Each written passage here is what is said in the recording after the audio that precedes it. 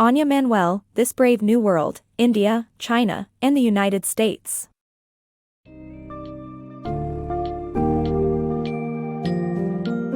Dive into the dynamics of This Brave New World, India, China, and the United States, which examines the shifting global power from the United States and Europe to China and India. Learn how America's influence gives way to these emerging powers, impacting international relations, climate change, human rights, global trade, and nuclear policy.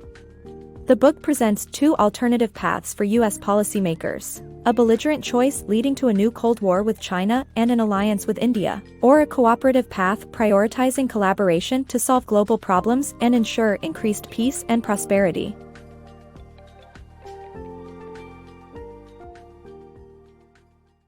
The shift of global power. By 2030, China and India's economy, population, and military budget will surpass that of North America and Europe combined, shifting the balance of global power. The US will remain influential, but China and India will wield more sway in issues such as climate change, global trade, and nuclear policy. Despite their differences, China and the US maintain a frenemy relationship, while India and the US enjoy a more easygoing one.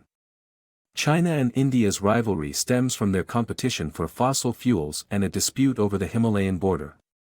Both nations have also founded the New Development Bank and the Asian Infrastructure Investment Bank to compete with the World Bank. A choice of paths. In today's world, U.S. policymakers face a critical decision between two paths.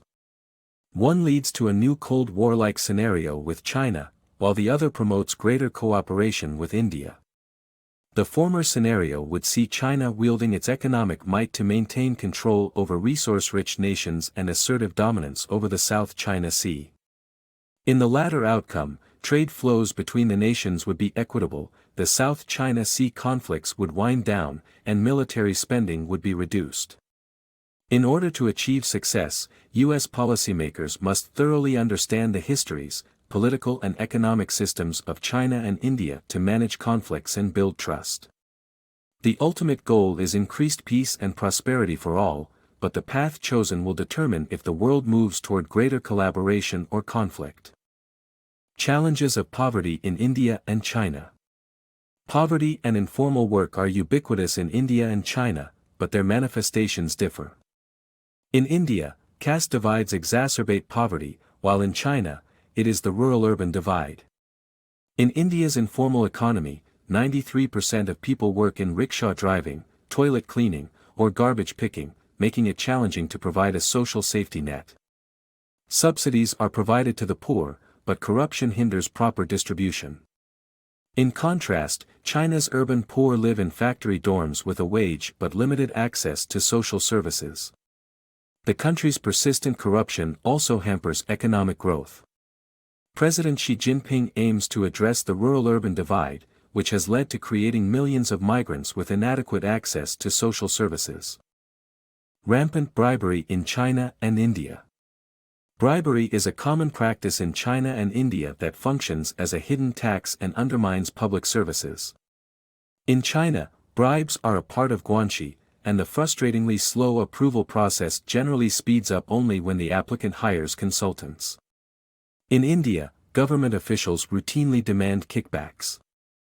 Xi has made it a priority to stamp out corruption in China, but suspicions remain that the entire effort is a political exercise. In India, a strong grassroots movement is calling for an end to corruption, but the ruling class has yet to embrace such efforts fully. The government's losses due to corruption are immense, as demonstrated by the loss of $39 billion in broadband licenses and $34 billion in revenue due to a no-bid deal for coal mining rights. China's aging population and India's education crisis. China's aging population is facing a demographic nightmare with a shortage of working-age people, which the Chinese pension system cannot support.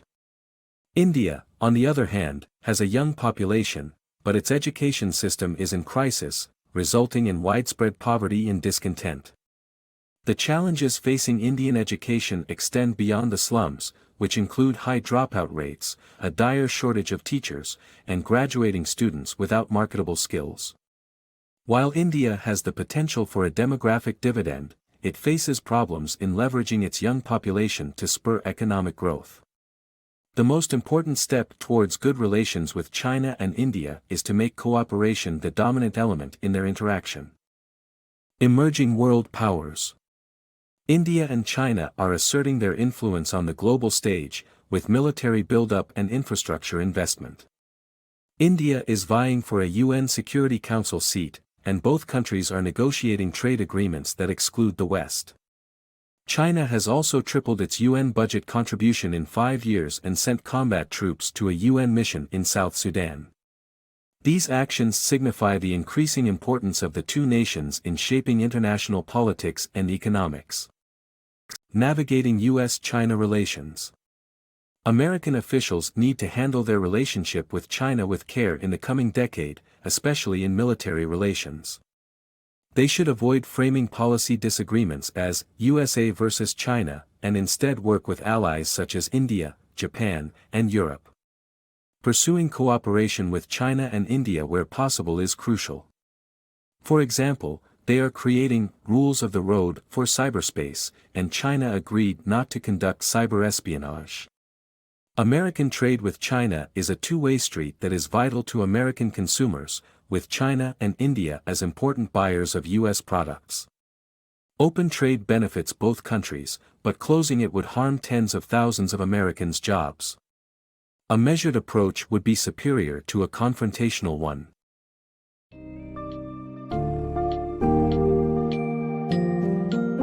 In conclusion, the book highlights that America has a choice to make in the new power dynamics with India and China.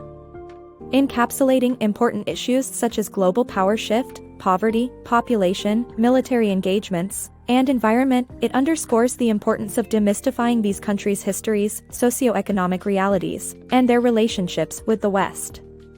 Advocating for a cooperative path, the book asserts that policymakers must prioritize collaboration to solve global problems and maintain peace and prosperity.